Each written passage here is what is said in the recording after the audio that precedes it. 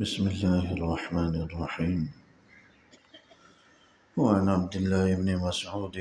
رضي الله تعالى عنه قال قال رسول الله صلى الله عليه وسلم: أيكم مال وارثه أحب إليه من ماله؟ قالوا يا رسول الله ما منا أحد إلا ماله أحب إليه من مال وارثه.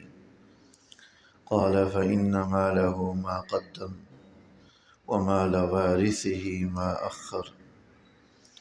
حضرت عبداللہ ابن مسعود رضی اللہ تعالی عنہ حضور نبی اکرم صلی اللہ علیہ وسلم کے جلیل القدر صحابی ہیں۔ اللہ کے رسول صلی اللہ علیہ وسلم کا ارشاد گرامی نقل فرماتے ہیں کہ ایک دفعہ حضور علیہ السلام نے حضرات صحابہ سے پوچھا: ایکم مال وارثہ احب الیہ من مالی؟ تم میں سے کون ایسا آدمی ہے جو اپنے مال کے بجائے اپنے وارث کے مال کو زیادہ پسند کرتا ہو؟ تم میں سے کون ایسا شخص ہے جو اپنے مال کو زیادہ پسند نہ کرتا ہو بلکہ اپنے مال کے مقابلے میں اپنے وارثین کے مال کو زیادہ پسند کرتا ہوں؟ قالوا یا رسول اللہ، حضرات صحابہ نے عرض کیا کہ اللہ کے رسول صلی اللہ علیہ وسلم، ما منا احد الا مالہ احب الیہ من مال وارثہ، کہ ہم میں سے کوئی ایسا نہیں ہے کہ جسے اپنے مال کے مقابلے میں اپنے وارثوں کا مال زیادہ پسند ہو۔ یعنی ہم میں سے ہر ایک کو یہی بات پسند ہے کہ اس کے پاس اپنا مال ہو جس سے وہ خود فائدہ اٹھائے، دوسروں کے اور وارثوں کے مال کے مقابلے میں اپنے مال کو زیادہ پسند کرتا۔ اس پر حضور علیہ السلام نے فرمایا: فَإِنَّ مَالَهُ مَا قَدَّمَ، کہ یاد رکھو تمہارا اپنا مال تو وہی ہے جو تم نے آگے بھیج دیا، وَمَالَ وَارِثِهِ مَا أَخَّرَ، اور جو کچھ تم نے دنیا میں چھوڑا ہے وہ در حقیقت تمہارا مال ہی نہیں ہے، تمہارے وارثوں کا اور تمہارے بعد میں آنے والے لوگوں کا مال ہے۔ اس حدیث مبارک کے اندر بنیادی بات جو حضور علیہ السلام ہمیں سمجھانا چاہ رہے ہیں امت کو، وہ یہی ہے کہ نفسیاتی طور پر ہم میں سے ہر آدمی یہی چاہتا ہے کہ خود میرے پاس اپنا مال ہو اور میں اپنے مال سے ہی اپنے آپ کو فائدہ پہنچاؤں، یہاں تک کہ اولاد کے مقابلے میں بھی اپنے مال کو زیادہ پسند کرتا ہے کہ میں کماؤں، میں کھلاؤں، میں خود فائدہ اٹھاؤں، ان کو بھی فائدہ پہنچاؤں، تو میرے مال سے میری ذات کو بھی فائدہ ہو، میرے بعد والے وارثوں کو بھی فائدہ ہو۔ ایسے ہی جب وارثین آتے ہیں تو وہ بھی یہی خواہش کرتے ہیں کہ میں خود کماؤں، خود کفیل بنوں، کسی پر بوجھ نہ بنوں، کسی پر جو ہے نا وہ سہارا اور تکیہ نہ کروں، خود کفیل بن جاؤں اور خود جو ہے اپنے پاؤں پہ کھڑا ہونے والا بن جاؤں۔ تو ہر آدمی کی ذاتی طور پر، دلی طور پر یہی تمنا، یہی خواہش ہوتی ہے کہ اس کا اپنا مال ہو جو خود اسی کو ہی نفع پہنچائے، فائدہ پہنچائے۔ ہاں، اضافی مال دوسروں کو بھی فائدہ پہنچائے تو کوئی حرج نہیں، لیکن زیادہ ترجیح یہی ہوتی ہے کہ میرے مال سے مجھے فائدہ پہنچے، لہذا وہ اپنے لیے اچھا گھر بناتا ہے، اپنے لیے اچھی سواری رکھتا ہے، اپنے لیے دیگر ضروریات کی چیزیں رکھتا ہے۔ حضور علیہ السلام کے فرمانے کا مقصد یہی تھا کہ ہر آدمی اپنا مال دوسروں کے مال کے مقابلے میں زیادہ محبوب اور پسندیدہ رکھتا۔ تو پھر آخر میں جا کر یہ سمجھایا گیا کہ دیکھو تمہارا اپنا مال تو وہی ہے جو تم نے دنیا میں استعمال کر لیا، خرچ کر لیا، یا تمہارا اپنا مال وہی ہے جو تم نے آخرت کے لیے ذخیرہ کر لیا، آخرت کے لیے اس کو اسٹاک کر لیا۔ جو دنیا میں تم چھوڑ گئے وہ در حقیقت تمہارا اپنا مال ہی نہیں۔ تو انسان پوری زندگی اس مال کو اپنا مال، میرا مال کہتا ہے، حقیقت یہ ہوتا ہے کہ وہ اس کا مال نہیں ہوتا۔ ہم میں سے ہر آدمی اگر اپنے گریبان میں جھانکے تو تقریباً یہی صورتحال ہمیں درپیش۔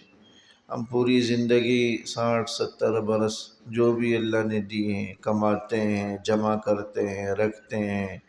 اور محفوظ کرتے ہیں، ایک ایک روپیہ محفوظ کرتے ہیں، خرچ کرنے میں بخل کنجوسی کرتے ہیں، اپنی ذات پر خرچ نہیں کرتے، بس اوقات جو ہے اپنے لیے آخرت کے لیے ذخیرہ نہیں کرتے، جمع کر کے رکھتے ہیں۔ پھر ایک دن ہوتا ہے کہ بس ہاتھ جھاڑتے ہوئے، دامن جھاڑتے ہوئے دنیا سے ہم رخصت ہو جاتے ہیں۔ وہ سارا مال جو ہم نے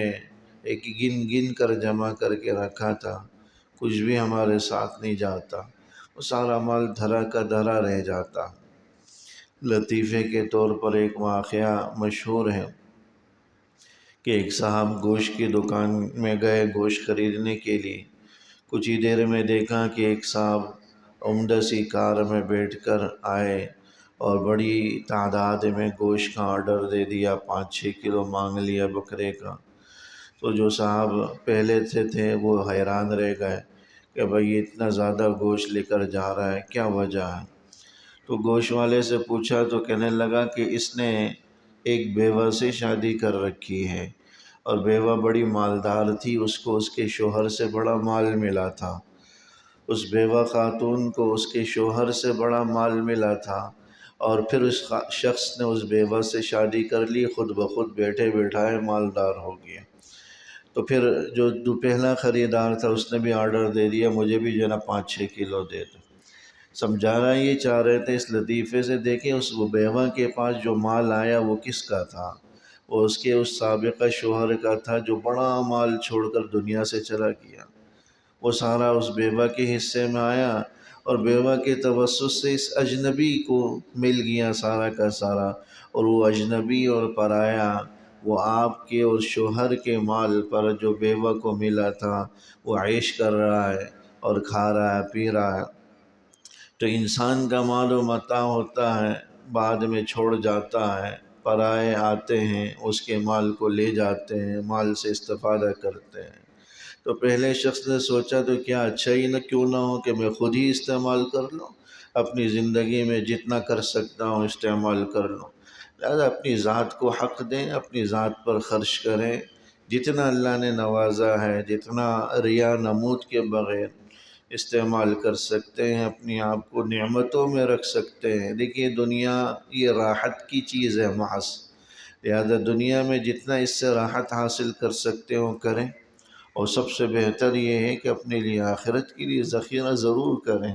تاکہ بعد میں آپ کے لیے کچھ نہ کچھ یہ سلسلہ کام آتا جائے۔ آج کی نسل ایسی ہے، اولاد ایسی ہے کہ جو بس اوقات ایک آدھ مہینے کے بعد اپنے والدین کو، بڑوں کو بھول بھال جاتی ہے، کوئی یاد نہیں رہتا۔ ہاں اگر آپ نے کچھ صدقہ جاریہ کر رکھا ہے، وہ ثواب اس کا آپ کو مرنے کے بعد بھی ملتا رہے گا، ملتا رہے۔ کسی کی اولاد نیک صالح ہے جو بعد میں بھی جو ہے اس کے لیے نیکی کا کام کرتی رہے تو وہ بھی صدقہ جاریہ ہوتی ہے، لیکن اولاد نیک صالح نہ ہو تو کوئی نہ کوئی صدقہ جاریہ کا بندوبست کر کے ہی آدمی کو جانا چاہیے تاکہ مرنے کے بعد کی شرمندگی سے بچ سکیں اور کچھ نہ کچھ اجر و ثواب کا سلسلہ اس کے لیے چلتا رہے اور آخرت میں وہ نفع بخش ہو، فائدہ مند ہو، ورنہ سب کچھ رہ جائے گا، پرائے نوچ کھسوٹ کر لے کر چلے جائیں گے، آپ کے حصے میں سوائے کفن کی 2 چادروں کے کچھ بھی نہیں آئے گا، اور پھر بعد میں بھی صدقہ جاریہ کی کوئی صورت نہ ہو تو اس سے بڑھ کر حسرت اور ندامت والا موقع قبر میں جانے کے بعد کوئی اور نہیں ہوگا۔ اللہ جل شانہ ہمیں صحیح سمجھ نصیب۔ ربنا تقبل منا انك انت السميع وتب علينا انك انت التواب الرحيم، وصلى الله تعالى على خير خلق محمد وآله وصحبه اجمعين، آمين برحمتك يا أرحم